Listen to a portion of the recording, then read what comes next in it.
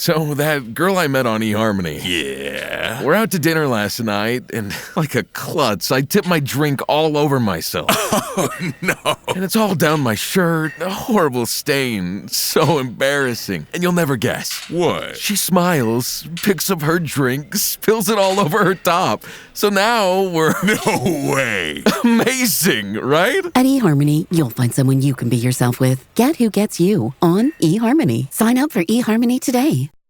So that guy I met on eHarmony, yeah, we're out together last night and I step off a curb and snap, heel breaks right off my shoe. Oh no. So I say, hell with it, take them off so I'm barefoot, and you'll never guess. What? He leans over, takes off his shoes and socks, and now we're both... You're joking. Amazing, right? At eHarmony, you'll find someone you can be yourself with. Get who gets you on eHarmony. Sign up for eHarmony today. Before you can build something amazing like a skyscraper or a future where you're getting biologically older more slowly than you're getting chronologically older, you need to start with something very important. You're listening to the Health Courage Collective podcast, episode 138, How the Wise Woman Built Her House, originally published March 9th, 2022. Welcome to the Health Courage Collective podcast, the show for women who are too busy to slog through hours of generalized, inapplicable, and often contradictory health information, but too smart to ignore that a few minutes of focused attention now can prevent years of suffering in the future. I'm your host, Christina Hackett, a pharmacist who doesn't want you to live on prescriptions, a certified coach specifically trained to maximize your potential, and a compulsive learner obsessed with preventative, cutting-edge, holistic, and integrative medicine. I'm on a mission to increase your physical and mental resilience so you can fearlessly look forward to your next 40-plus limitless years. Your time is now. Let's go. Hi, my friend, and welcome to another episode. I am so happy to be able to spend a few minutes with you today. How is your professional anti-aging multi-tool? Have you thought about how your life now is a little bit like autumn? Or did you do a body scan or put your legs up the wall? It's good stuff. Today, we're going to have a quick chat about something that really struck me in a different way the other day. It has helped cement a concept in my mind in a new and exciting way, so I hope it's useful to you too. Before we get to that choir of angels moment I had, we have to start with a children's biblical song. If you're familiar with it, you'll for sure know what it is based on the title of this episode. If you're not familiar with it and you're wondering what in the world I'm talking about, in the Bible, in Matthew chapter 7, there's a parable about a wise man who built his house upon a rock. And the rain descended, and the floods came, and the winds blew and beat upon that house, and it fell not. And there's also a foolish man who built his house upon the sand. And the rain descended, and the floods came, and the winds blew and beat upon that house, and it fell, and great was the fall of it. The children's song about this Bible story says, "The wise man built his house upon the rock, and the rains came tumbling down. The rains came down, and the floods came up, and the house on the rock stood still. The foolish man built his house upon the sand, and the rains came tumbling down. The rains came down, and the floods came up, and the house on the sand washed away." It is probably one of the very first songs I ever learned the lyrics to, so it's very much a part of who I am, and is automatically called to mind whenever someone talks about building something on a firm foundation. You're aware that before you construct a building, before the foundation can even be laid, first the lot has to be graded. The site has to be leveled and tested for compaction. It needs to be really solid so major settling doesn't end up cracking the structure. Then trenches are dug and footings are poured over a rebar skeleton to keep everything immovable. After all that, the ground is prepared for the slab to be poured. Plumbing pipes are run underground and stubbed into their proper location, and a shield can be put in place to prevent radon gas from leaching into the building. Then the slab is poured. After it has had proper time to cure, the construction site is cleaned up in preparation for the framing crew to come in and start building the skeleton of the structure. There's an old saying that if you want to see how tall a building is going to be, look at how deep they're digging the foundation. It's true, right? Massively tall buildings require seriously well-engineered, deep foundations. I'm not sure how many songs there are about building houses, but a quick Google search leads me to believe that there are quite a few. Are you old enough to remember those TV commercials for those greatest hit CD collections? Imagine owning all of the world's greatest construction songs. Time Life presents the Ultimate Construction Songs Collection. 36 beautiful songs. Get the ultimate collection on 2 CDs for just $26.99 plus shipping and handling. But wait, call now and we'll take $10 off. That's right, you get 2 CDs for just $16.99. I'm telling you, this could be a thing.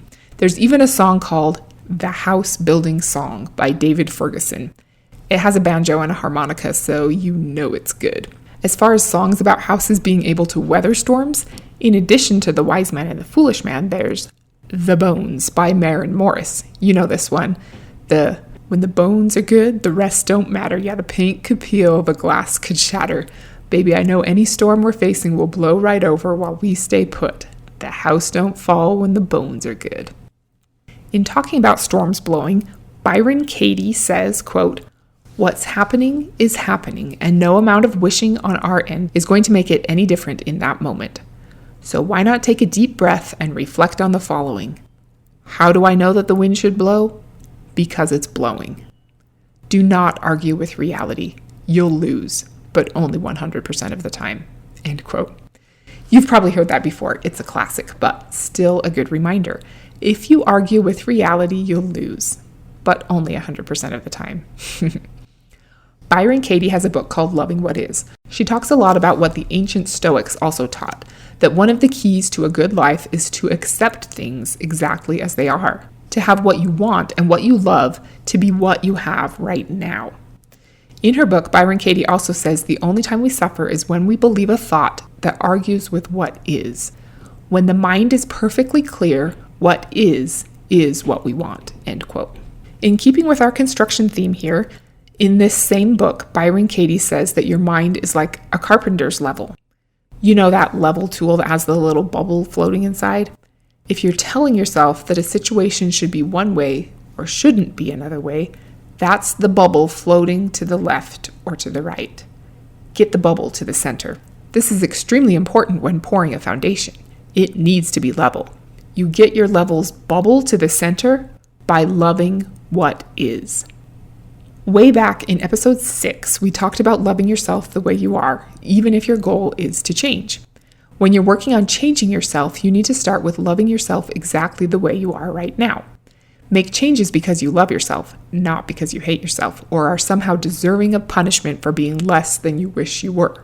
Do not believe that you'll love yourself once you become the person you want to become. That's some BS right there. Don't believe it for a second. If you don't love yourself now, you won't love yourself then. If you don't accept yourself now, you'll find a reason not to accept yourself then. If you're even able to achieve your goal while fueled by negativity, which is harder and much less enjoyable to do. Having inspiring goals is awesome, but don't go after them because you think you'll be a more worthy person once you achieve them, or that you'll be able to love your life once it's different. If you can't appreciate yourself and your life now, you won't be able to once you have achieved what you want to achieve either. There are many unfortunate examples of this in Hollywood. People who have it all and are more deeply troubled than people who have next to nothing. I know this. I've talked about it in the past. I thought I got it. Make changes because you love yourself the way you are. It's a great rule to live by. Here's the sort of epiphany moment I had the other day. I was on a coach training with Optimize's head coach, Michael. He was casually going through some stuff that's helpful when coaching your clients to close the gap between who they're capable of being and who they're actually being, which is my job description as a certified Optimize coach. And he made kind of an offhand comment that you need to love what is, Byron Katie style. Accept and love and have gratitude for everything that is in every single moment, because that is what creates the foundation for what can be. He went on talking about whatever he was talking about, but I was like, OMG. I thought I got it before, but actually, it's so simple. The little girl in me knows the profoundly simple truth that the foolish man built his house upon the sand, and the rains came down, and the floods came up, and the house on the sand washed away. Dreaming and making goals and constructing all the amazing possibilities for your life, no matter how clearly you can see them and how committed you are to working on them, if they're constructed atop a foundation of dissatisfaction with yourself and wishing things were different than they are, is building on a sandy foundation. When the rains descend and the floods come and the winds blow and beat upon your house, as they inevitably will, it's called life, your house will fall, and great will be the fall of it. If we instead start with properly grading and leveling the lot and testing for compaction by being profoundly grateful for everything we've been blessed with, then digging and pouring footings in preparation for the slab to be poured by accepting ourselves and our circumstances as they are, and protecting, pouring, and properly curing the slab by truly loving who we are and everything as it is right now, we're all set up to construct the most amazing infrastructure of possibilities for our future. And when the rains descend and the floods come and the winds blow and beat upon that house, as they inevitably will, the house will stand, because the house don't fall when the bones are good. And the bones can only be good when they're built on a carefully engineered foundation. What do you think you can do to more scrupulously engineer your foundation? Are there things about yourself that you struggle to accept? What can you do about that? What's one small step you can take to move in the right direction? Is there a circumstance that you believe you can only love once it changes? What's one small thing you can love about it exactly the way it is now? Do you ever argue with reality? Does the bubble of your level ever tip to the right or to the left? How deep are you going to lay your foundation? Do you want it to be at ground level? 8 feet deep? What about 55 feet and 8 inches deep? That's how deep the Empire State Building's foundation is. It takes more work to dig that deep, but the possibilities of what can be are so much higher if you put in the work to dig a deep foundation. What about a foundation 164 feet deep, made of 110,000 tons of concrete? That's the foundation of the Burj Khalifa. 163 floors of exciting possibilities for your life, including having Tom Cruise grab onto you with a suction glove. You never know.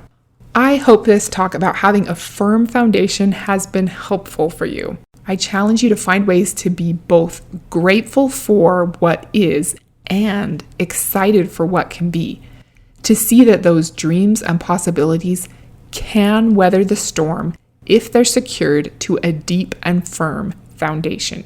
As always, thank you so much for your time and attention. I know it's valuable, and I promise I don't take it lightly. Next week, we're going to talk about the puppet master that's secretly pulling the strings that control your life and your health. Until then, don't build your house upon the sandy foundation of discontent, and don't be normal. Thank you so much for tuning into the Health Courage Collective podcast. I am truly honored that you have paid me the enormous compliment of your time and attention. I would be so grateful if you would share this podcast with someone you know and subscribe so you never miss an episode. This podcast is for entertainment and information purposes only. Statements and views on this podcast are not medical advice. This podcast, including Christina Hackett and producers, disclaim responsibility for any possible adverse events by use of information contained herein. If you think you have a medical problem, consult a licensed physician.